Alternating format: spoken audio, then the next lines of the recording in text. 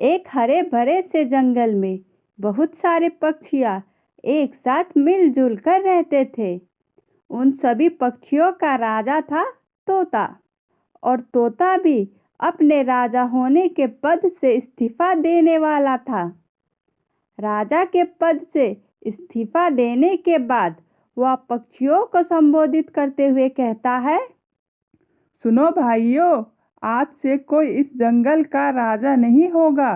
सभी अपनी मर्जी से अपनी जिंदगी गुजारेंगे। सभी पक्षी तोता की बातों से बहुत खुश हुए, लेकिन ये खुशी ज़्यादा वक्त तक चल नहीं पाई, क्योंकि इसी जंगल में अब एक खूंखार चील घुस आया था। तभी उस चील को देख कौवा उसके पास जाने लगा। अरे भाई, तुम कौन हो? इस जंगल में नए आए हो क्या?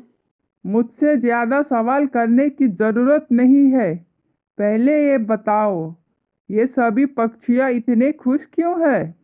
भाई, हमारे तोता राजा ने इस्तीफा दे दिया है और कहा है कि अब कोई इस जंगल का राजा नहीं होगा। क्यों रे कौवा? क्या तुम्हारा राजा कमज़ोर हो चुका है? अब उसमें लड़ने की ताकत नहीं है क्या? इतना कहकर चील जंगल में आगे बढ़ने लगता है। तभी उसे एक कबूतर दिखाई पड़ती है और चील उसका शिकार कर लेता है। अरे वाह, मज़ा आ गया। अरे ये कबूतर इतनी स्वादिष्ट थी, तो इस जंगल के सभी पक्षी बड़े स्वादिष्ट होंगे। चील को कबूतर का शिकार करते कौवा देख लेता है और जल्दी से जाकर तोता को सारी बात बता देता है। भाई तोता, जंगल में एक चील आ पहुंचा है और हमारे जंगल के पक्षियों को मारना भी शुरू कर दिया है। और उसने मुझसे कहा था कि तुम्हारा राजा तोता अब कमज़ोर हो चुका है, इसीलिए उसने इस्तीफा दिया है। कौवा की इतनी बात सुन तोता गुस्से से आग बबूला हो जाता है। उसकी इतनी हिम्मत! उसने मुझे कमज़ोर कहा और मेरे जंगल में आकर मेरे ही पक्षियों का शिकार कर रहा है। अब मैं उसे छोड़ूंगा नहीं। तभी तोता गुस्से से उस चील के पास पहुंचा।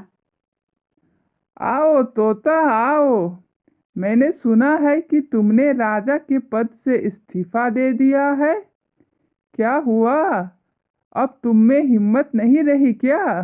चील की ये बात सुन तोता और गुस्से से आग बबूला हो जाता है और उस चील पर हमला कर देता है। उस चील को बहुत घायल कर देता है। तभी कौवा भी वहां आ पहुंचता है।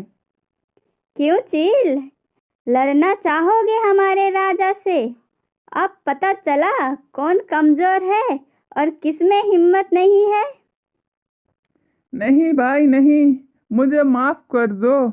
मैं बहुत घमंड में आ गया था। मैंने तोते को बुरा भला कहकर बहुत बड़ी गलती की। मुझे माफ़ कर दो। आज के बाद मैं किसी को भी बुरा भला नहीं कहूँगा। उस दिन से तोता उस चील के घमंड को तोड़ देता है और चील दुम दबाकर वहां से भाग जाता है।